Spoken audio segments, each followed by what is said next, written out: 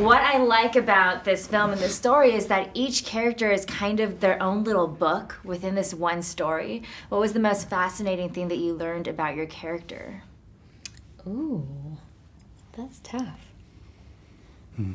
I guess their coping mechanism is one of the most interesting things. I guess it's one of the things you don't immediately establish, so it takes kind of learning much more about your character and experimenting with them and kind of building a backstory for them to understand how they really deal with what happens. Do you get to build your own backstory for her? Because, I mean, she is a character that has been created since the early 30s. Yeah. So do you get to actually kind of come up with a backstory on your own for her? Yeah, and I mean, there are details within the book, but not to a great extent. So that was one of the funnest parts with Ken, deciding where she was this time a year ago compared to this time 10 years ago, and just getting to invent this very three-dimensional person. Yes, I think Ken asked us questions and we came up with answers for the character, and we did build it from very, I don't know, what was I doing 10 years ago, what was I doing 15, so it's fun.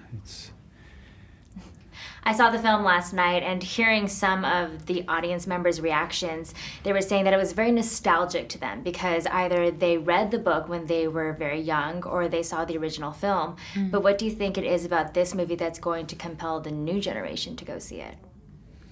I guess because it stays true to everything that the book is and holds sacred. So if you are a fan of the book, then there is still so much in the film to love. But it still brings so much more to it, and it's very dynamic and more of a thriller, I think. And I think explores the characters individually more, which is always exciting. And you also get to have your director in your scenes with you, which is not very common. What was that like? That was so much fun. Yes, no, he was great, and he has this ability to see everything. So while he acts, he actually sees his environment, and he acts everybody's. He sees everybody's acting, and he can give advice or help with to move a glass, for example, or something, which is amazing ability. By the way, last night I asked you who you would bunk with on the train, and you chose. I told her this. Yeah, and then you said that he wouldn't choose you, and he didn't. He did choose Willem. Every damn time, Willem. We need to have a talk. I know, now that you're like confronting each other about it. Yeah. But it was really cool because I did get to go on that train ride earlier this year that Fox sent some of the reporters to actually... With Josh, right? With Josh, Yeah. yes, for 24 hours, and we did the whole ride from Venice to London. But it's just so cool to see it in the movie because I know that you guys really created a train, either one to shoot on and one that actually moves, and it's so cool to see the film on that train. Yeah, it's amazing, and the amount of detail and craftsmanship that went into that, I mean, it's entirely authentic. Usually you have to, I don't know, work hard to feel actually transported there, actually in that period as well. Whereas walking onto that set, it's like, here you are. And earlier this year, I think you were saying that you really want to go on that train. So have you gotten the chance to yet? No, but I will. Can't you ask Fox Apparently to do the something? next one, apparently they do it like seasonally, and the next one's March, so. Oh, that's awesome. Yeah, you'll have to go check it out. Yeah, I mean, in real life, it is really tiny. Love it. So it's good that you ready. guys had the set. The final shot, it's really cool because they in the movie, it pulls out into this wide shot and you see the train moving.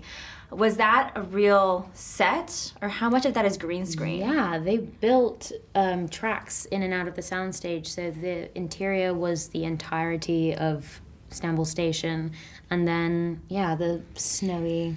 Yes, and we had trees, and they Yeah. sprayed trees with snow, so it was a lot of, And huge a lot of mountainsides. snow, like outside. Just fake. I mean, it was fake, but it looked really real. Yeah. The whole amount. It was Yeah, a so lot of it. very little was actually green screen, which is always such a thrill. Made in Hollywood. Hey guys, thank you for watching this video. Don't forget to subscribe to our channel, Made in Hollywood TV. Let us know what you think in the comment section below. And for the next awesome video, click right here. Click in that box right there. Super easy.